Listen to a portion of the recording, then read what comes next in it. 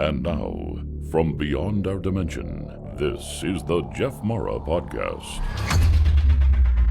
Here's Jeff. My guest is Jennifer, who had a near-death experience due to a horse accident.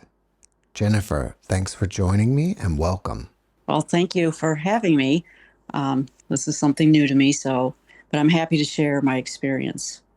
I guess I can start where it all began. Sure. So my NDE experience happened 30 years ago. And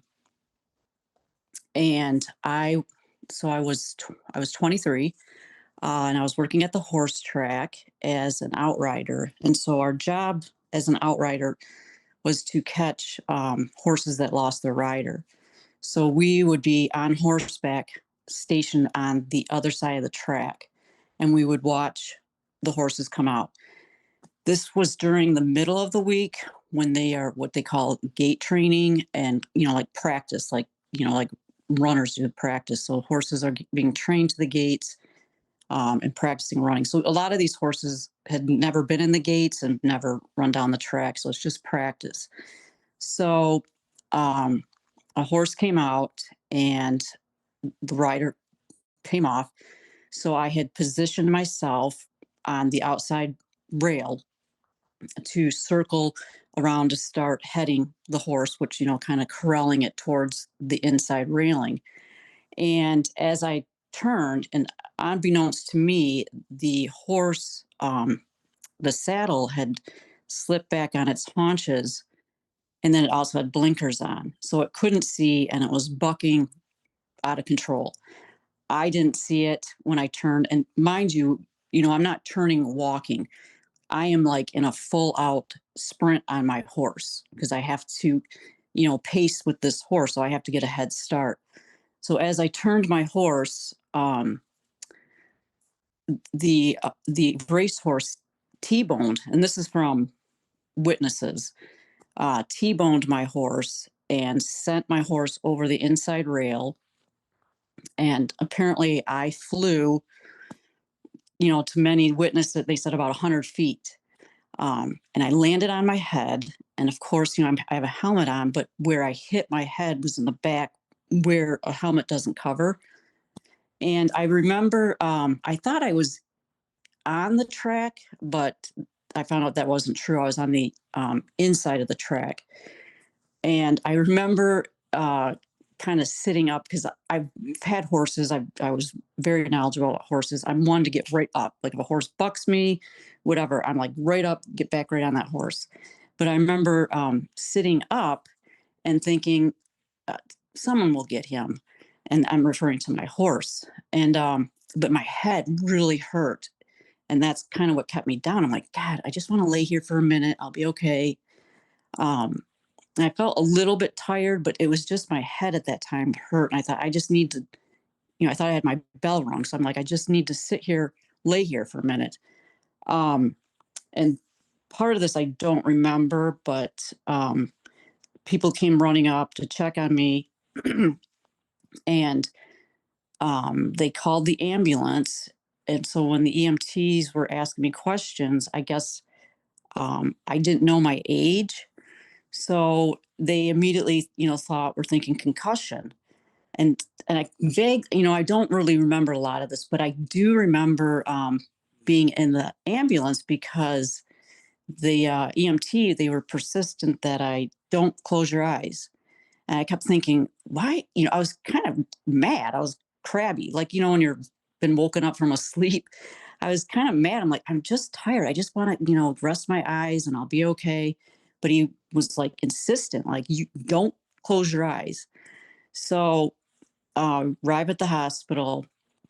Again, I'm pretty alert. So I don't think the hospital was really like on high alert about it. And so at this point, my dad had been called and my younger sister, who was, I believe she was a senior in high school at the time. And I don't quite understand how she got there. I'm sure they've told me and I've forgotten. But anyways, they were there. And this part I remember is my dad asking me what happened. And I started telling him. And then I felt really, really tired. Like I'm just super exhausted. And so I asked if I could lay back, and the nurse said, "Yeah, go ahead. You can lay back." Because again, at this time, I seemed alert. Seemed okay. Well, and this is when I don't remember. It went black. And from what my dad and sister told me, I started what they call posturing, and that's a sign of a deep head injury. And I don't know if you've ever seen The Exorcist, but it's when the back is arched, the head's thrown back, and you start seizing. So immediately they knew this was more than a concussion. Um, and it was, and I can go back to my friend that was killed, because at the time he was killed, they didn't have an MRI machine, but they had just gotten one. So they put me through that, realized that there was severe hemorrhaging and brain swelling. So they called in the helicopter to airlift me to another hospital that dealt with head injuries, which just happens to be Dr. Fields, where he was at, who is very well known doctor. I think he just finally retired. He's like in his 90s. But anyway, so they flew me there, and my sister had told me that the staff at the hospital told my dad and her that it didn't look good, because I had already been at the hospital close to 2 hours with the swelling and hemorrhaging. And they said it didn't look good, not to expect me to survive even the helicopter ride. And I know from people telling me that they could not, and this story is good, they could not intubate me in the helicopter. I was fighting it. Of course, I don't remember the ride. I don't remember anything, but they couldn't get me intubated in the helicopter. And when I arrived at the hospital, again, this is through what people have told me, Dr. Fields knew at that point that she's going to make it, because I'm fighting it. So whatever they did, they decided to put me into an induced coma because, with his expertise, he felt, let's get the body calm. So they intubated me, they induced a coma to help with the swelling. And I don't know what they did for the hemorrhaging. They were going to drill into my head, but for some reason they didn't, thank God. So that's what led up to the accident.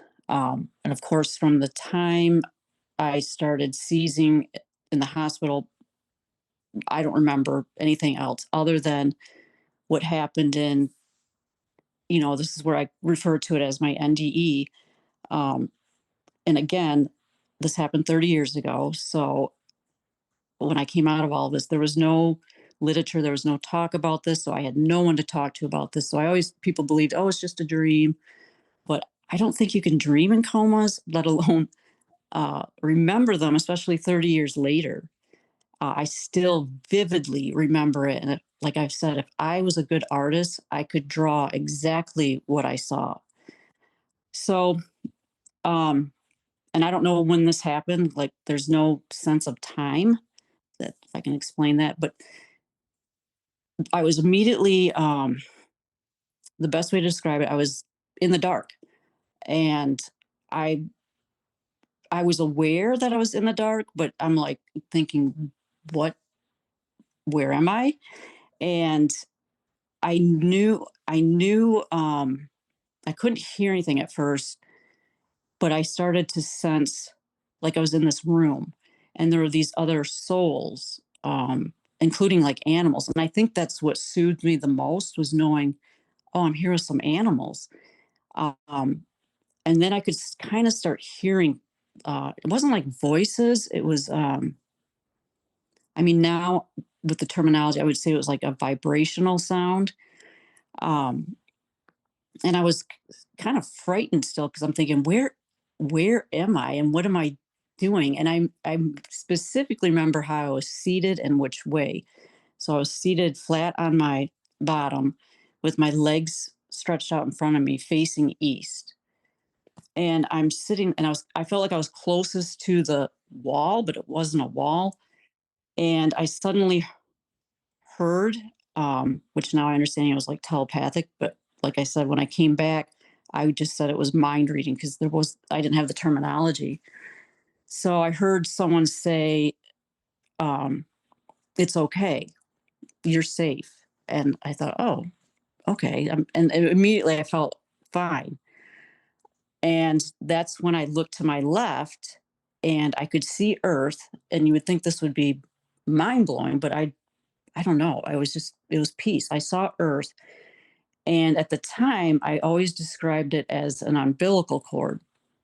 I could see this huge, um, kind of a bluish, grayish silver color that had the texture of an umbilical cord. And it wasn't like a straight one. It kind of twisted a little, like had some twists in it and curves, but it was connected directly to Earth.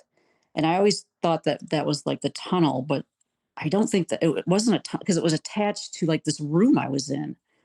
Um, and like I said, if I could draw, I mean, I still vividly can see that, like I said, an umbilical cord, but I think what I saw now, from what I understand, is the spirit tether. Because again, I wasn't technically dead. And I describe it as I was in between a space between the living and the dead. Like it was like all these other souls I was with, they were in the same situation as me. The animals, um, the souls, we were all kind of like in a waiting room. It's the only way I can describe it. So as I looked at this, I'm just like, oh, and then I look back up, and at the time I described it as a door, but I don't know if it's a door because I couldn't see the top of it and I couldn't see the bottom. It started to open. And there was it looked like a slit, but in reality, if you put it in perspective of size, it opened about 3 feet. And I saw it's giving me the chills right now. Um, this magnificent light, sorry. And as soon as I saw it, I became a part of it. Like I didn't even have to think about it. I was in it, just in it. And I knew that I belonged with it and it was a part of me and I was a part of it. And like I tried to explain, it was like this warm blanket or someone giving you this really warm embrace. And I just felt at peace. I was like, oh, this is wonderful. And I was, kind of floating in it. And it's not the white that we see here. It's so hard to describe. It's like if you take all the colors and you swirl them around and you dilute them and then expand them out, it like had all those colors, but it turns into this like white, shimmery, goldish color. I know other people, it's so hard to describe. We don't have anything like that here. We just don't. But it was energy. And I understood that. It was just this pure, pure energy. And I just felt so loved and safe. I didn't hear anything at that time. I didn't hear anyone talking to me.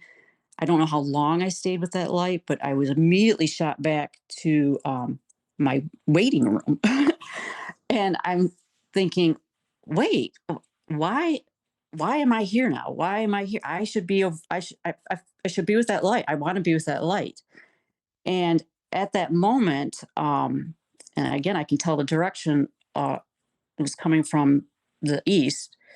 A man started walking towards me. And at first, it was real shadowy. I couldn't really see, but I knew it was a man. And he came closer to me, and I still didn't recognize him. I'm looking at him, going, I don't know who you are. And this is what I'll never forget. So he knelt down and he rested his hand on my knee. And at that moment, I recognized him, and he was my friend who had been killed 8 years prior to that. A neighborhood boy that I'd grown up with, and we were very close. And it was a very traumatic death, and I took it very hard. But it was him, and I don't remember everything he said at the time. I did, but like it's been years. But I do know he was relaying to me that everything's you're going to be okay. Um, you're going to go back. You have, and he said, things to do. And again, I'm this 23-year-old. I had no base for NDEs. I'd never heard of them. I grew up with religion, but this was not talked about. So I had no base as to what any of this meant. And he just told me, no, you're going to have to go back. But then, and he told me, it was in a flash, just told me all these things. But I intuitively knew I was going to forget, but he did specifically want me to give a message to his father, who he was very, very close to in this world. And, he relayed that message, which I don't remember it now. And I think I was meant to forget it after I told his father. And so instantly it's, and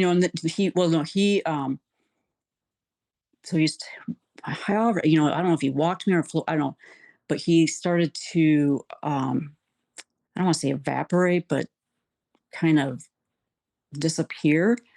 And I was so sad. And because I wanted to go with him and I definitely wanted to be in that light. I mean, I wasn't like fighting it, but I'm like, why are you sending me back? I'm going back where? I still didn't understand. So then the next thing I remember is the doctor, they must have started bringing me out of my coma. He started asking me, what's the day? Who's the president? Just started asking me a lot of questions. So when I came out, I had amnesia.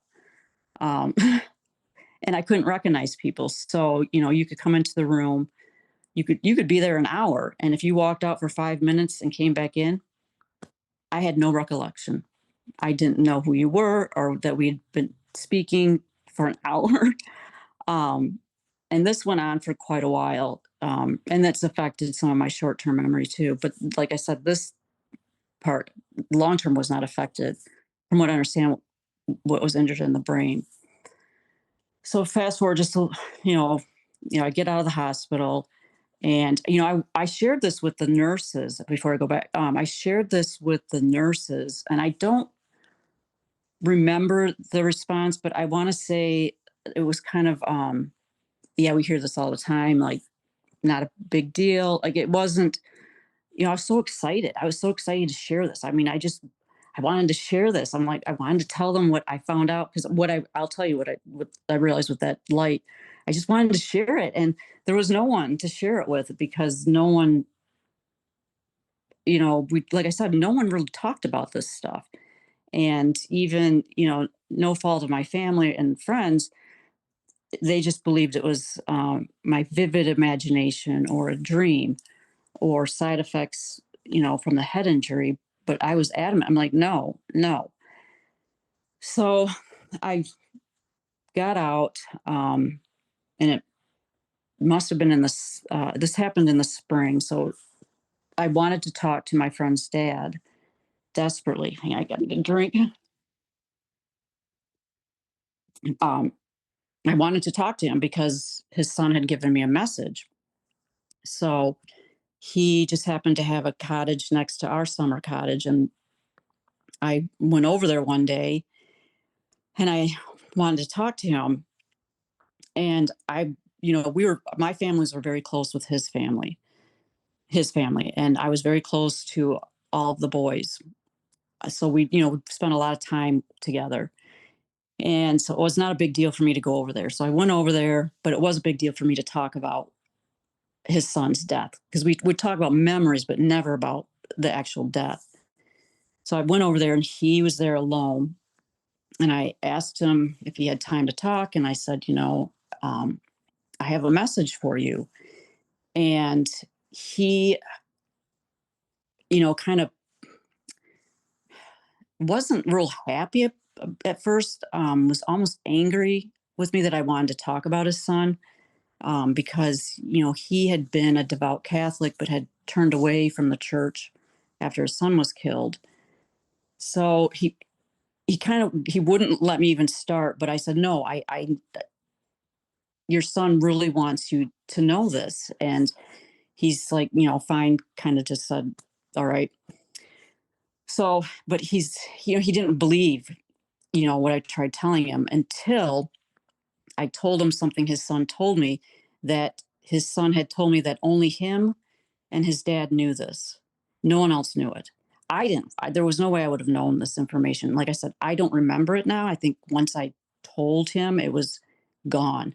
So I told his dad this story that his son had told me, and that's when he was shocked. He's like, how do you know this? Who told you that? How do you know? I mean, he was angry at this point. I'm like, oh my word, do I keep going? He was very angry because he's like, no one knows that. How do you know that? And I said, it's because he told me to tell you that in case you didn't believe me when I told you. And I mean, that he was kind of stuck on that for a while. And then I finally told him that the message was, I do remember his son wanted me to tell him that he was okay, that he was happy. And here's the real weird thing, that he was working. He told me that he was working, and I got during that NDE, I got a flash of a lumber yard. So that was the first thing that when I was talking to his dad, that's the first thing that came out, that he's working, and it's at a lumber yard. It all sounds so bizarre, I know, but it was his son desperately wanted, because his dad had been suffering, and he desperately wanted his dad to know that he was okay and that he would be there when his time came. So, and this man, I hardly ever saw him cry, and he sobbed. I didn't know how to really respond. I didn't mean to come to hurt him. I just wanted to relay a message that his son wanted him to know, that he was okay and he was working. So, and then some of the after effects I've had right after it, which was odd. I saw auras, and like everything that was alive had an aura. The trees, their aura was kind of a crystal aura. And different people had different auras. And again, how do you talk about this? And I was just like, I can see people's auras. They thought I was crazy. And I dove into books about auras. Again, there wasn't a whole lot back then, but just trying to understand. And, a lot of people said that, oh, this is just a side effect from the head injury. Sometimes it affects your vision, but it wasn't my vision. It was, the color, it was so alive. Every color in our world was so much brighter, so more vibrant and alive. Like I would just be driving and I would just see these beautiful auras, like just colors. It was, I can't describe it. And that lasted, I want to say, 6 months. It might have been a little bit longer. But I remember instantly when it started to leave. I was driving to my grandmother's to help her with her yard work. And out of nowhere, I heard, it must have been, in my head, but it said, I was in a happy mood. I was all happy. It said, you will forget. You will turn your back, but you will come back. And I thought, what? I'm not going to forget this. This is great. I don't want to forget that. This is wonderful feeling. But it was true. That feeling from that light dissipated from me. And when I tried to describe to people, and this was another shocker, when I tried to describe to people what God was, of course they're not, to their beliefs, they couldn't fathom it or even want to comprehend. But I kept telling them God is energy. It's, I mean, that's the only word I can think of. It's just this pure energy. And again, I grew up in the church. I always believed, that God, Jesus, you just had these images. But when that woke me up to, no, it is this almighty energy that emits this light. And, I'm trying to tell people that they just, I don't, they couldn't understand that. And I get it now. 30 years ago, we didn't talk about God as energy. We talked about God as through love, but whatever name we give God, whatever religion, it's all the same. And that's always been my message. God is just this one creator, and it's this energy, this pure energy. So I struggled with that, and I'm not trying to go on and on. I even sought out a priest to help me navigate what I experienced and my feelings. Um, like I said, I don't, there was not much literature about it. So I didn't have a community to speak to or really talk about this with. I would talk to my sister, and of course, she believed me. But and I'm not saying any fault of anyone, because it sounded crazy. It wasn't talked about. And so I sounded crazy. But now that's why I'm so thankful that people are starting to come forward with their stories, and I can relate to a lot of similarities. I think mine wasn't, as spectacular. I didn't have a life review. It was just like a visit. And like, I don't think I technically died. And I don't know what happened in the helicopter. But I always describe it, I was just in a waiting room, like the space between life and death. Jennifer, thank you for sharing your experience with us. In the beginning, when you heard telepathically, it's going to be okay or everything is okay, do you think that was your friend telling you that or some other being? My instinct, intuition say it wasn't him. It wasn't him. It was, I mean, I even remember and again, I didn't have the terminology of telepathic. I always just said they were reading my mind. We were talking without words. But I remember hearing it like on this side of my head, coming from behind me this way. I heard it. And my friend had come from in front of me. It wasn't in his voice either. It was just this, I don't want to say monotone, but it was a very level, balanced voice that just said, "You're okay." And I feel like now those are my spirit guides. I feel like, or birth angels. I feel like they were there saying, "Everything's okay. You're okay," because that's what my guides will tell me. Like, it's kind of my mantra: "You're okay. Everything's going to be okay." How did you understand that you were facing east? And do you think there was any significance in it? The way, I mean, at the time, of course, when I first was there, but when when I looked out and Earth was to my left, and I could see, I don't want to say I could make out like the United States, but I could see, I mean, so Earth was to my left, and so facing forward would have been east. If I would have been facing the other way, it would have been west. And I mean, even when I see myself in different directions, I can't even, that story doesn't like resonate with me. Like, I know which way I was facing. I don't know. I just know. I know I was facing east. Just, now when I think back, visualize that the earth was to my left. And so I was facing forward. So it would have been east.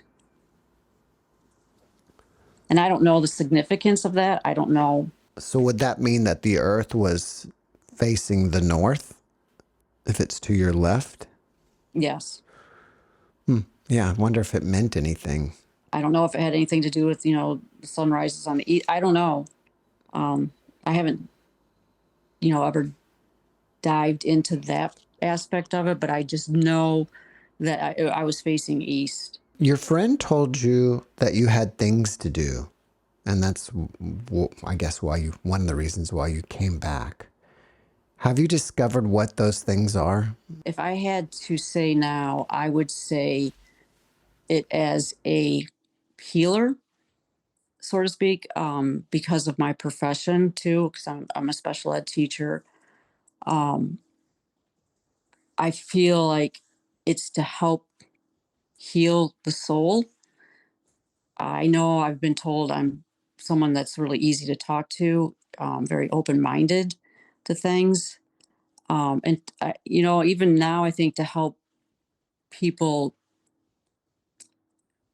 come into, I don't know if I want to call it an awakening, but to help guide people as we kind of transfer some of this negative masculine energy and to see the beauty in life. Did you get any other abilities besides seeing auras? Not at that time. I mean, I think of course, through some of my life experiences, it's changed me, but I think it was always there and maybe it was a way to shake me up. Um, my spirituality is much deeper now. I try to be impeccable with my words, with words without harm, and try to look at every reaction or response from someone's um, kind of projection of their reality, like what's going on in their world.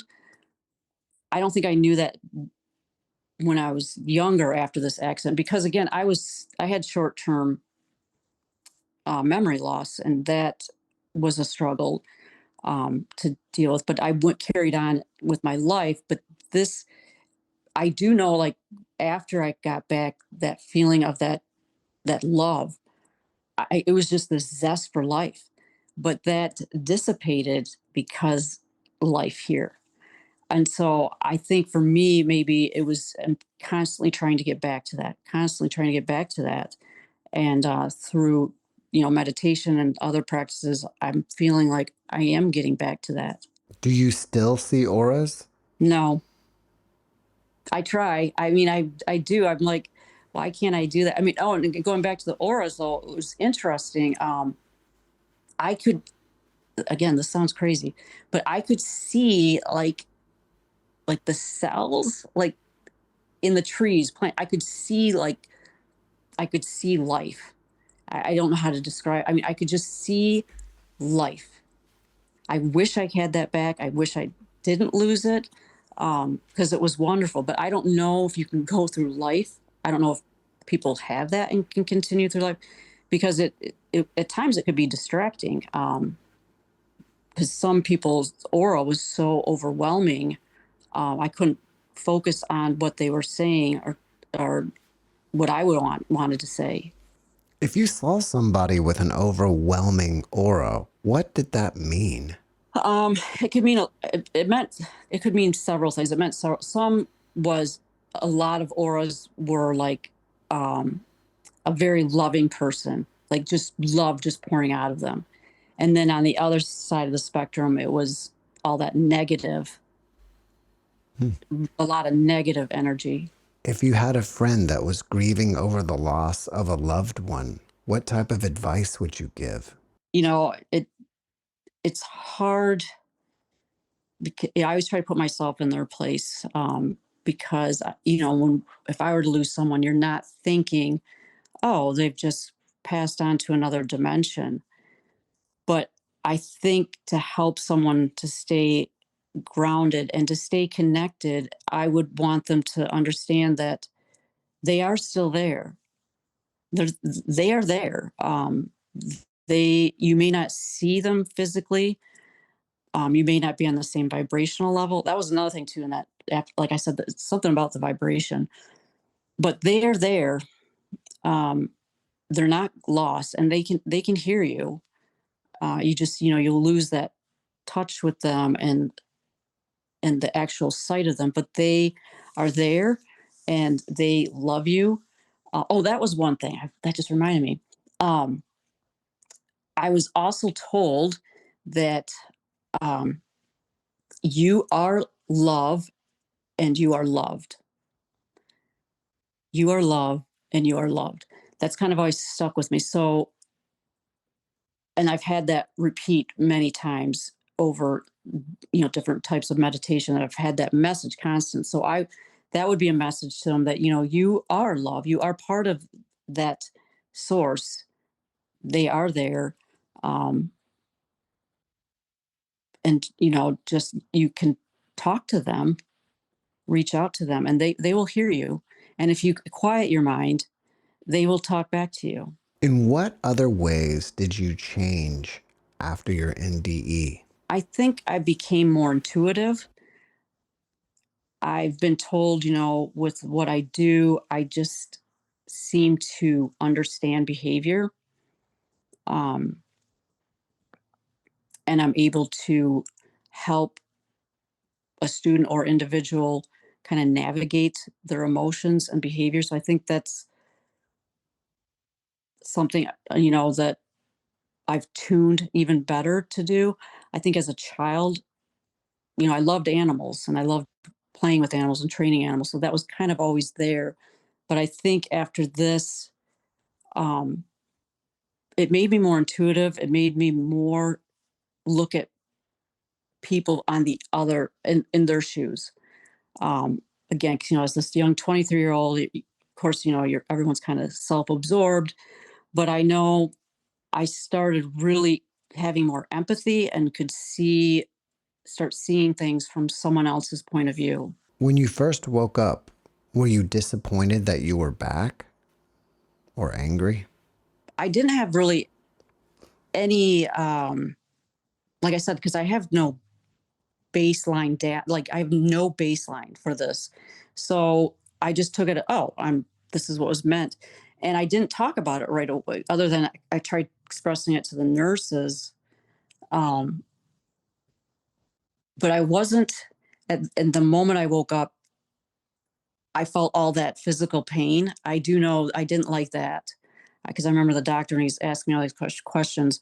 I didn't like that because where I was before, I don't know if I had a body. I mean, like I said, I could see my legs. I don't know, but I couldn't feel any pain. I didn't feel anything. I was just, like I said, it was like a room and I knew it had like a floor and walls, but I wasn't seated on the floor. It was like I was floating. And I don't know if that's because I was like a spiritual body or I don't know. But yeah, the only thing I remember is waking up thinking, now I feel everything physically. And it was painful. After watching this podcast, people may want to reach out to you and ask you questions. Are you open to that? Sure. How can they reach you? Probably the best way is through my email. Would you like to tell us what it is? Sure. It's all lowercase J champion 7, just the number 7 at Gmail. Do you think that this accident was purely an accident, or do you think it was pre-planned in some way? I would say that, looking at it now, I would say it was pre-planned or, part of my life path or, part of the plan that, us souls agreed. Because my friend that visited me 8 years prior to that had been killed. And it just so happens that his family, my family, had been out to dinner and he was Christmas shopping. We were 15 at the time. So had been snowing and he got hit by a truck. And my dad was with his dad in the hospital and he succumbed to his injuries, but had the exact same injuries. He had a head injury or brain swelling with hemorrhaging. So what I tell people, I'm like, it's the same plot, but just different characters. But I lived. Um, I don't know if it would have changed anything if they had an MRI machine at the time. Um, I don't know the outcome. And I truly believe that was his path. I used to have vivid dreams of him for years and years and years. I no longer see him anymore, but I will say I see his younger brother, who died tragically in a drowning accident a few years ago. Um, he has come to me, and I know dreams of people, if you truly remember them and like who it was, it is a message. And his youngest brother has come to me in great celebration. I mean, the last one, I want to say he was in Louisiana, and he was just having this great old time. And again, I got the image of a lumber yard. I'm like, oh, he must be working at the lumber yard with his older brother. So I think it's part of the our life plan, or, our soul's agreement or contract, that I don't know if this is a gentle reminder to put me back on a path of, not that I was bad, but to kind of set me up to continue my work as, like trying to heal and help other people, to help people. Or if it was just a way for him to get a message to his father, who was really, really suffering. Before we finish up, can you give us a last positive message? Number one, I would say the biggest thing in our world right now is kindness. And that includes being impeccable with our words, and that, again, without harm. Every word we put out carries energy, and that can change the course of someone's decisions, life path. And it's not only words we put out there, but it's words we tell ourselves. So we need to be um, generous and kind to ourselves. And that only comes when you are kind to yourself, you will be kind to others. And so I always say, even with my students and my kids, to be mindful of words you use. Try to always guide in kindness, always guide from your heart, from love. Um, because positive things attract positive, what I want to say, positive thoughts, actions attract positive people and actions. So I feel like the more we can be positive with each other and love each other, because we all are part of this one, you know, and I describe it as like a light bulb being shattered into a million pieces. Well, that light bulb's still a light bulb, but now it's just broken into a million pieces. That's the analogy I use from the creator. We are part of that light, but it's just been, I don't like saying broken, but it's in all these little pieces, and all those little pieces it's our souls, but we're still part of that one. So my message would be, it's just kindness. Just be kind. And it doesn't cost us anything, and it's so easy to do. Jennifer, thank you for your message, and thank you for being my guest. Well, thank you for having me. Thanks for watching the JeffMara podcast. I really appreciate you. Another way to show support is through YouTube memberships. And if you do, there are loyalty badges and other perks depending on your level of membership. All you need to do is click the join button underneath the video to find out more. Thank you for your support.